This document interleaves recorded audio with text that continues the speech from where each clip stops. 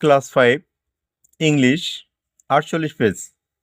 এখানে activity 1, let's complete the sentence with information from the text. পাঠ থেকে শব্দ নিয়ে শূন্যস্থান পূরণ করতে হবে। এ দাগে রয়েছে Tarun's grandfather new A lot about the Taj Mahal because he was a retired teacher. মানে তরুণের দাদু তাজমহল সম্পর্কে অনেক কিছুই জানতো, কারণ সে ছিল একজন অবসরপ্রাপ্ত শিক্ষক। বিদাগ, Akbar the great was the grandfather of prince Khurram. মানে আকবর রাজকুমার খুররামের দাদু ছিলেন। সিদাগে আছে Khurram first saw Anjuman Banu Begum at Meena Bazaar. মানে খুররাম আঞ্জুমান বানু বেগমকে প্রথম দেখেছিলেন মিনাবাজারে। এরপর ডিদাগ, prince Khurram was later known as Shah Jahan. মানে রাজপুত্র খুররাম পরবর্তীতে শাহজাহান নামে খ্যাত হয়েছিলেন। ইদাগ, Mumtaz Mahal means the brightest crown of the world.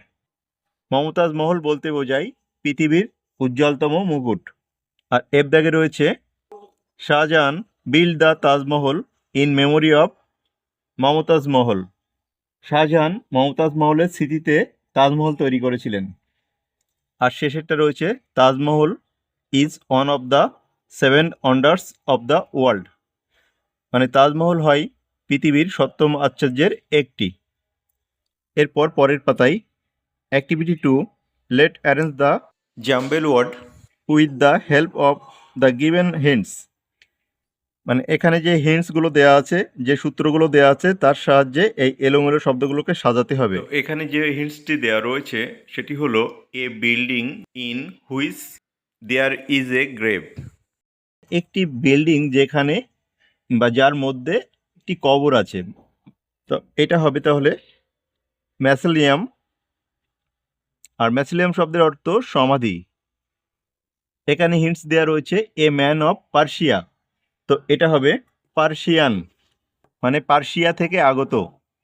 আর এটার হিন্টস দেওয়া রয়েছে এ ভ্যালুয়েবল স্টোন, মানে একটি মূল্যবান পাথর। তো এটা হবে জুয়েল। জুয়েল মানে রত্ন। আর এটার হিন্টস দেওয়া রয়েছে এ look only for a moment, মানে এক পলকের জন্য তাকানো বা এক মুহূর্তের জন্য তাকানো। তাই এটা হবে গ্লিমস। গ্লিমস মানে খুব স্বল্প সময়ের জন্য, মানে এক পলকের জন্য তাকানো।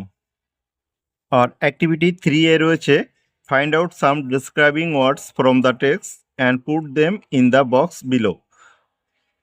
মানে এই পার্ট থেকে কিছু ডেসক্রাইবিং ওয়ার্ড মানে কি অ্যাডজেক্টিভ, কিছু অ্যাডজেক্টিভ খুঁজে আমাদের এই বক্সের মধ্যে লিখতে হবে। দেখো, one is done for you একটি করে দেওয়া আছে, বিউটিফুল একটি ডেসক্রাইবিং ওয়ার্ড।